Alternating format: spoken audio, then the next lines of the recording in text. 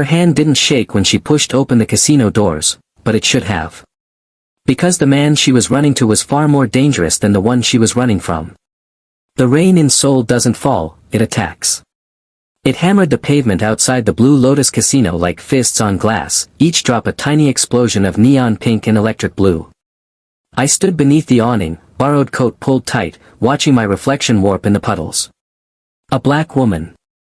Alone. In a city that barely acknowledged I existed. 3 months ago, I had a name that mattered. A job. An apartment with plants I actually watered. Then Marcus found me. Not by accident. Never by accident with men like him. He tracked me across 2 continents and 4 cities, each time getting closer, each time reminding me that running doesn't erase ownership. His last message was simple: I'm in Seoul. We need to talk. Translation: you're mine. Come home.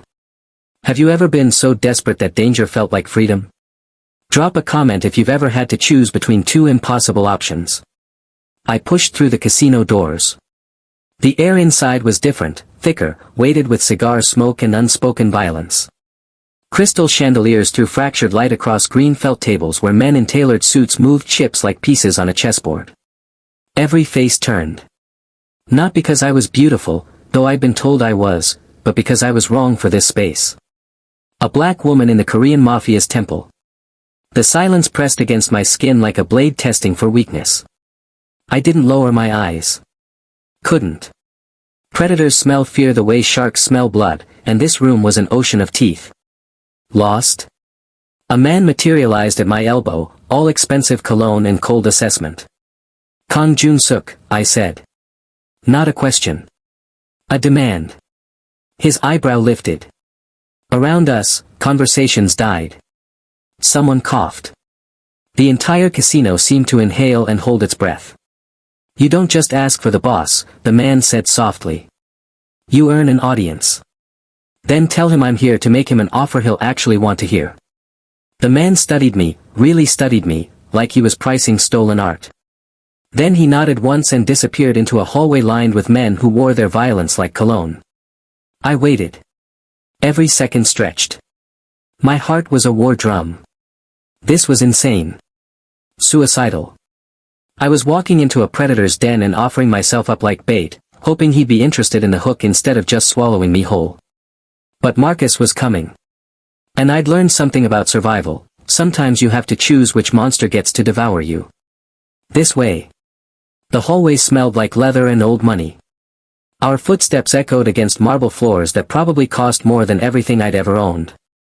We passed rooms where deals were made in whispers, where power changed hands with a nod, where lives ended with a signature.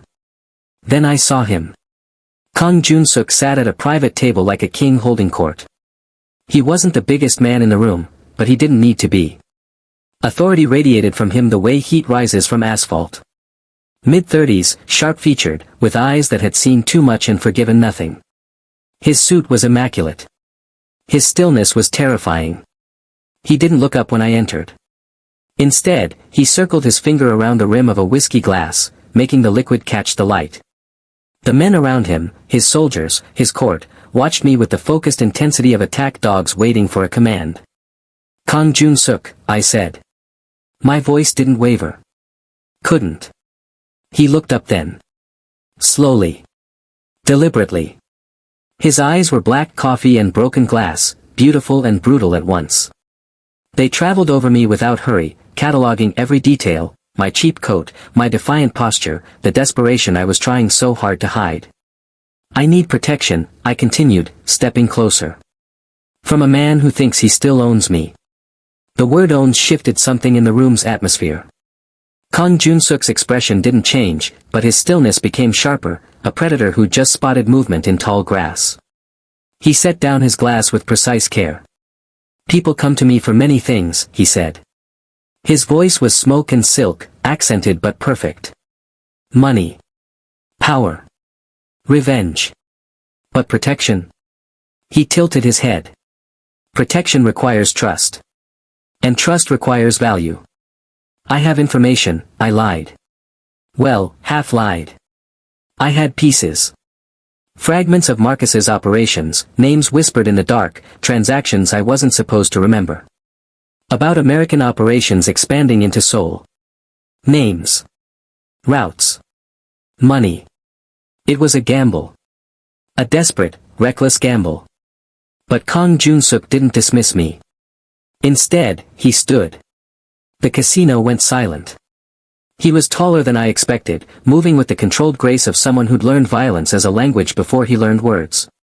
He circled me, not threatening, but assessing. I felt his gaze like fingertips against my spine. "Who are you running from?" he asked. "Marcus Sullivan. Private military contractor. Arms dealer. Human trafficker. And what were you to him?" The question hung in the air like a noose. "Property," I whispered. Until I wasn't. Kang Jun-suk stopped in front of me. Close enough that I could smell his cologne, cedar and gunpowder. Close enough to see the calculation in his eyes. Then he did something I didn't expect. He smiled. Not kindly. Not warmly. But like a man who just found an unexpected advantage. "Sit," he said, pulling out the chair beside him. Not across. Beside. And that's when I knew, I hadn't escaped Marcus's cage. I just traded it for a gilded one. The chair was leather and power. Sitting beside Kang Jun-suk felt like sitting beside a loaded gun, beautiful, dangerous, and one wrong move from destruction. His men watched. Silent. Judging.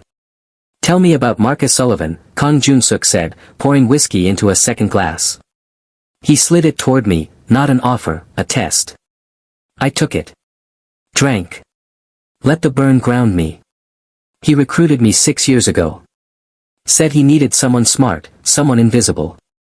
A black woman in Asian markets, I could move through spaces his white contractors couldn't.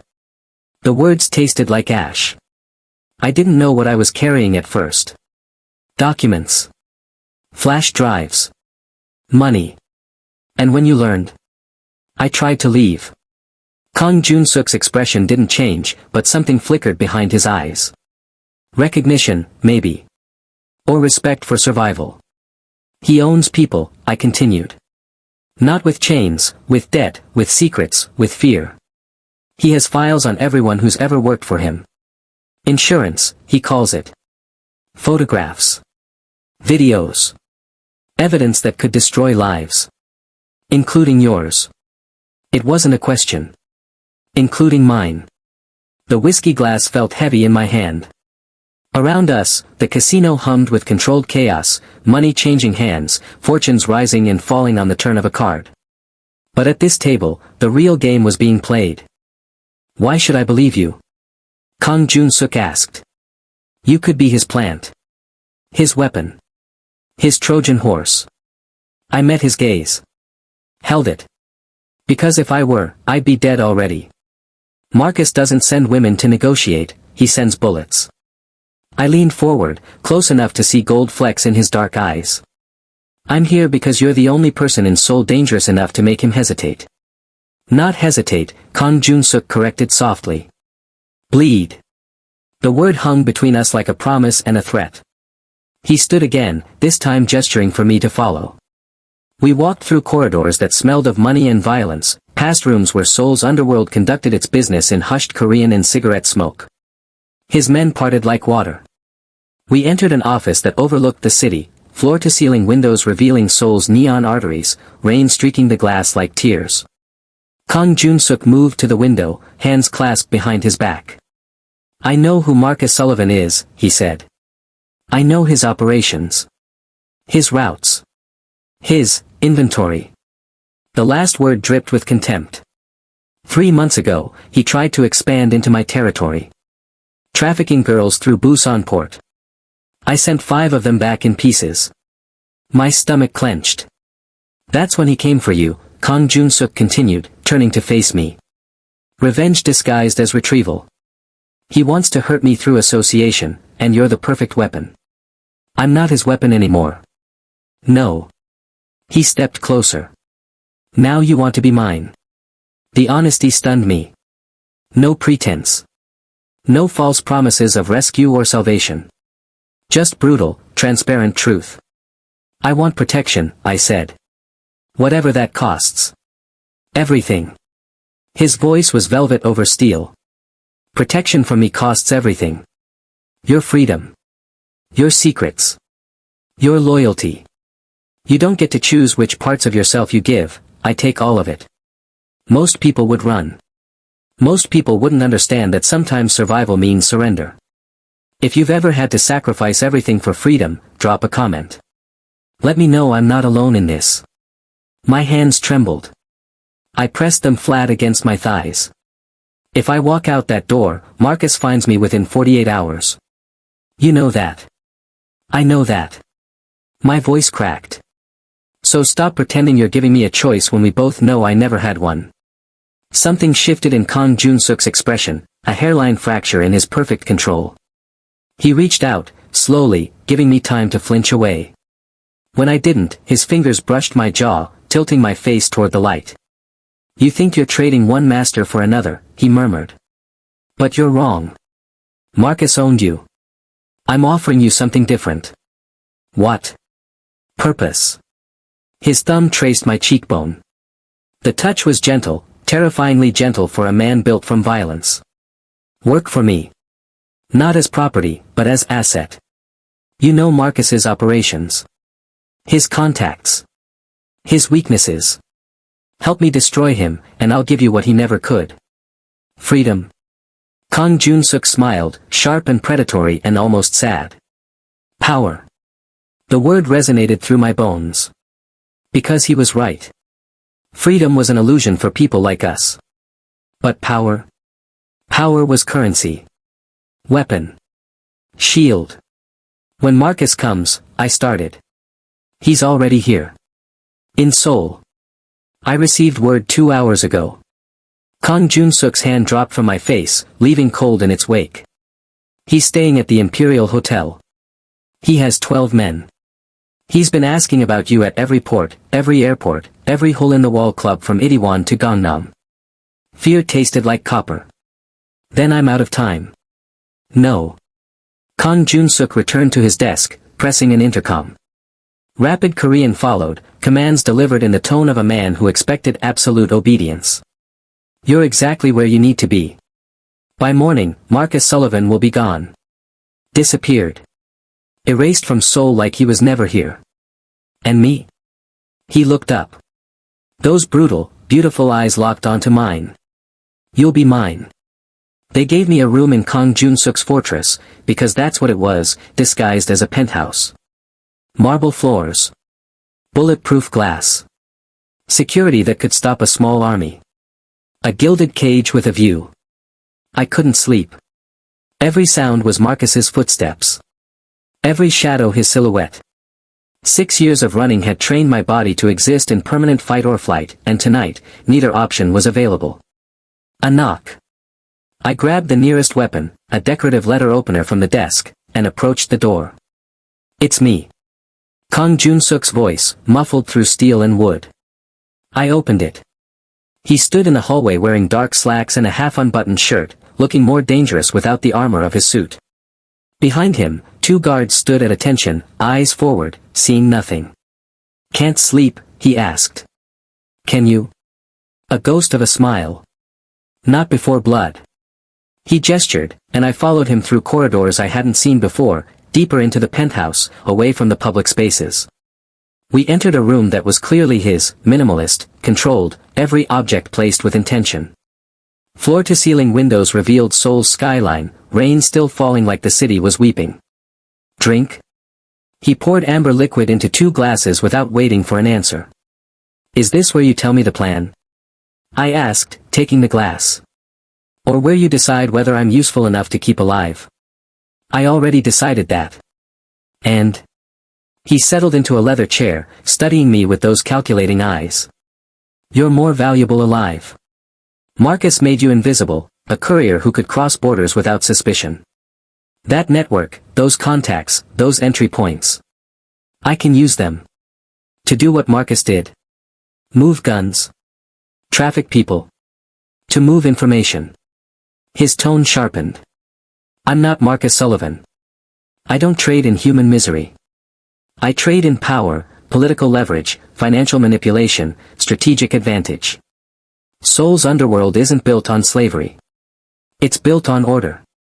Order maintained through violence. Yes. No apology. No justification. Just fact. I drank.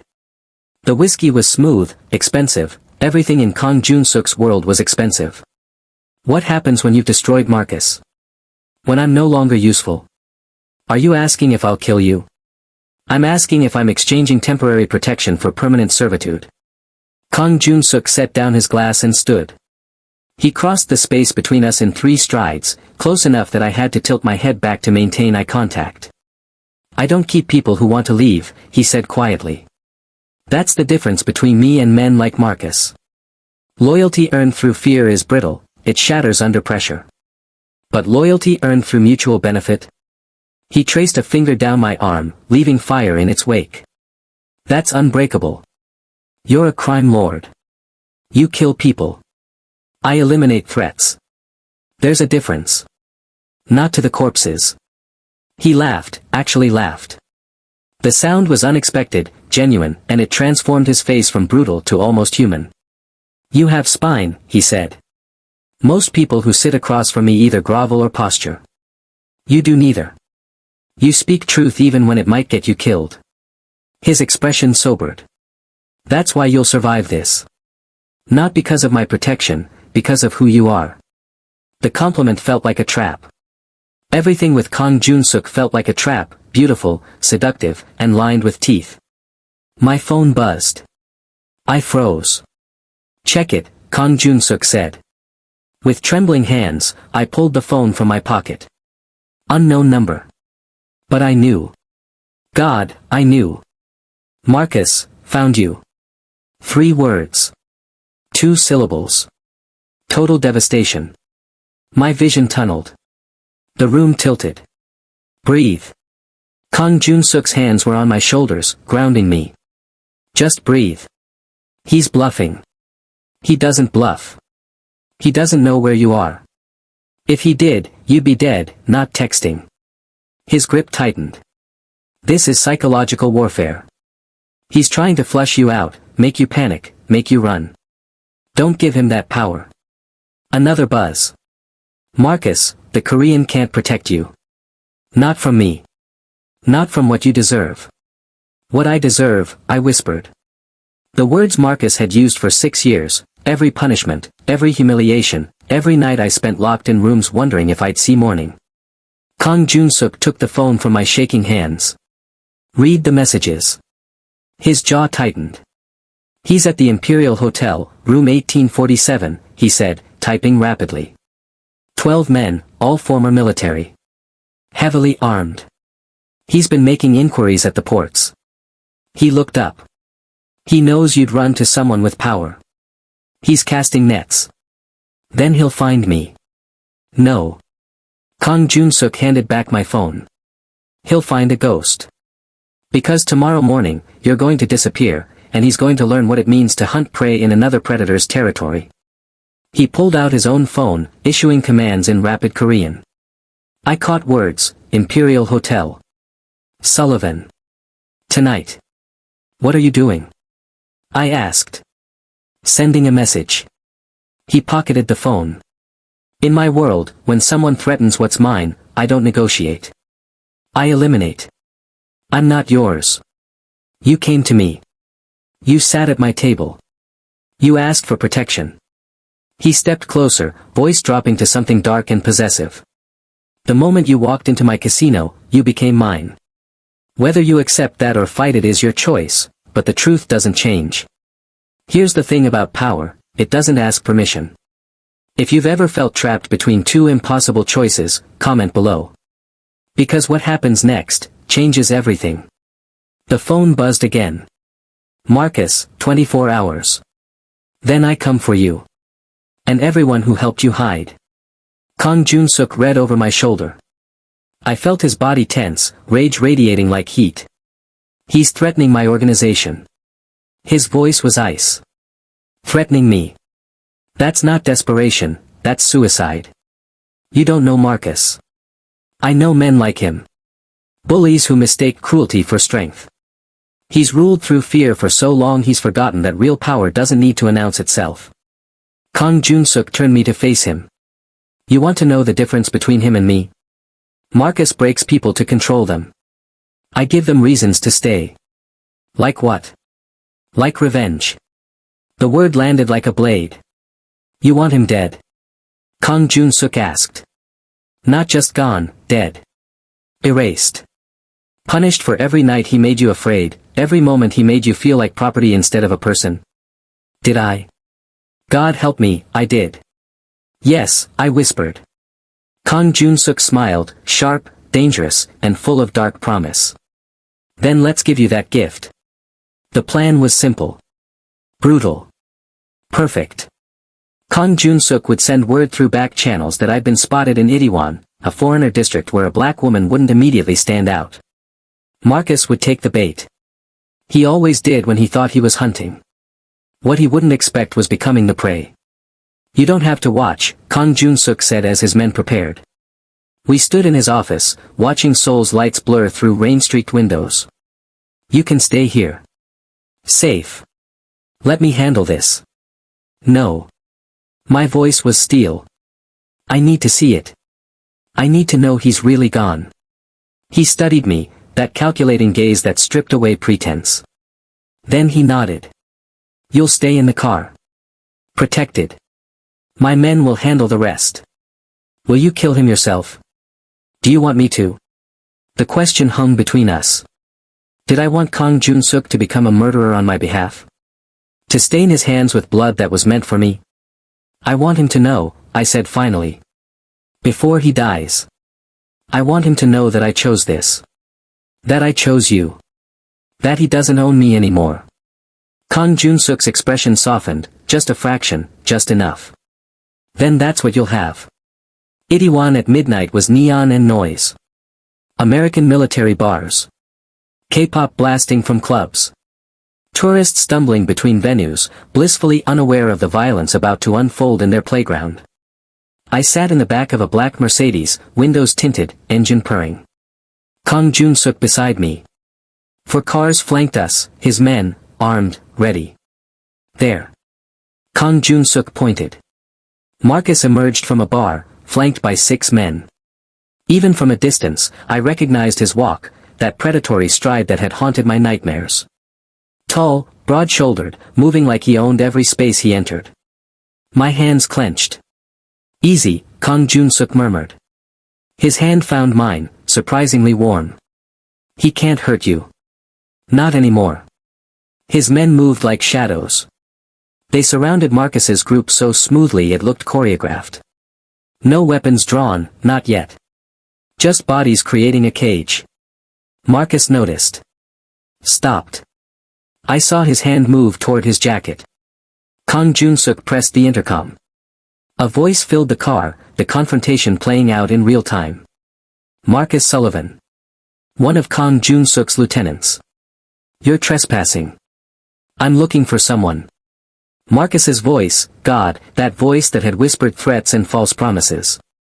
A woman. Black. American. Goes by. We know who you're looking for. She's under our protection now. Silence. Then Marcus laughed, that cruel, dismissive sound I knew too well. Your protection. You don't know what you've bought. She's damaged goods. A thief. A liar. She belongs to me. She belongs to no one, the lieutenant corrected. Especially not a dead man. Marcus's men drew weapons. So did Kang Jun-suk's. The street erupted into chaos, tourists screaming, cars screeching, the night splitting open with violence. But Kang Jun-suk's men were better. Faster. More precise. Within 90 seconds, Marcus's men were disarmed, on their knees, bleeding. Marcus stood alone. Bring him, Kang Jun-suk said into the intercom. They dragged Marcus to our car. Forced him to his knees on the wet pavement, rain mixing with blood from a cut above his eye. Kang Jun-suk lowered his window. I should have felt triumph. Victory. Instead, I felt hollow. Look at me, I said. Marcus's head snapped up. When he saw me, sitting beside Kang Jun-suk, alive, protected, something broke in his expression. "You stupid bitch," he spat. "You think this is over? You think he'll protect you? Men like him don't protect, they consume. You've just traded one master for another." "No," I said quietly. "I've traded fear for power. There's a difference." Kang Jun-suk leaned forward, his voice carrying deadly calm. "You came to soul hunting prey. You forgot that apex predators defend their territory. She's mine now, not as property, but as ally. And you?" He smiled without warmth. "You're a lesson. You'll start a war. With who? Your organization. The one built on secrets and slavery. I've already dismantled it. Your routes are mine. Your contacts are compromised. Your files, the insurance you use to control people." Kang Jun-suk held up a flash drive. "Erased. You're not a threat anymore, Marcus. You're just a cautionary tale. This is the moment that changes everything. When the hunter becomes the hunted. If you're still watching, drop a comment, because what happens next determines everything." Marcus's face went white. "Last words?" Kang Jun-suk asked. Marcus looked at me. Really looked. And for the first time in 6 years, I saw fear in his eyes. "You'll regret this," he whispered. I leaned forward. "I already do. But not for the reasons you think." Kang Jun-suk raised his window. Spoke one word in Korean. Gunfire cracked the night. I didn't look away. The rain stopped an hour before dawn. Seoul transformed, washed clean, neon lights reflecting in puddles that looked like portals to another world. Maybe they were. Maybe I'd crossed into a reality where I was no longer the hunted. No longer property. No longer defined by fear. Kang Jun-suk sat across from me in his penthouse, whiskey in hand, dawn light painting his features in gold and shadow. "It's done," he said simply. Marcus Sullivan, gone. Erased. His men scattered or dead, his operations dismantled, his files destroyed. 6 years of terror ended in 90 seconds of violence. I should have felt relief. Instead, I felt empty. "Why?" I asked. "Why help me? You could have used me, squeezed me for information, then discarded me. That's what men in your position do." Kang Jun-suk swirled his glass, considering. 3 years ago, I lost someone, he said quietly. My sister. She was young, brilliant, full of fire. A man like Marcus, different name, same poison, recruited her. Promised her opportunity, adventure, power. Instead, he trafficked her to men who broke her piece by piece. His jaw tightened. By the time I found her, there was nothing left to save. She took her own life rather than continue existing in his world. The words landed like stones. "I'm sorry," I whispered. "Don't be sorry. Be alive." He looked up, and I saw something raw beneath his controlled exterior. "When you walked into my casino, this desperate, fierce woman refusing to surrender even when every instinct screamed she should, I saw her. My sister. The version of her that deserved a chance to fight back." Tears burned my eyes. So this was redemption? Saving me to make up for her? No. Kang Jun-suk stood, crossing to where I sat. He crouched before me, eye level, completely vulnerable. This was recognition. "You're a survivor. A fighter. Someone who refused to let monsters define her worth. I didn't save you, I gave you weapons. What you do with them is your choice. And if I want to leave? Walk away from all this?" He smiled, sad, genuine, almost tender. "Then you leave. I told you, I don't keep people who want to go. My door is open. My resources are yours. New identity, new country, new life, say the word and it's done." It was the answer I'd needed. The proof that he wasn't Marcus. But here's the thing about cages, sometimes you get so used to them that freedom feels like falling. "I don't want to leave," I admitted. "That terrifies me. After 6 years of wanting nothing but escape, I'm choosing to stay with a man as dangerous as the one I ran from. What does that make me? Human, Kang Jun-suk said simply. You're not choosing captivity, you're choosing where to direct your power. Marcus made you a victim. I'm offering you a partnership. Partnership in what? Crime. Violence. In survival. In building something that can't be taken away. He stood, offering his hand. Work with me. Use everything Marcus taught you, the networks, the contacts, the invisible pathways through the world, but use them differently. Help me dismantle operations like his. Protect people who are being hunted. Become the person you needed when you were running. The offer hung in the air like a promise. I took his hand. Let him pull me to my feet. I don't trust easily, I said. Neither do I.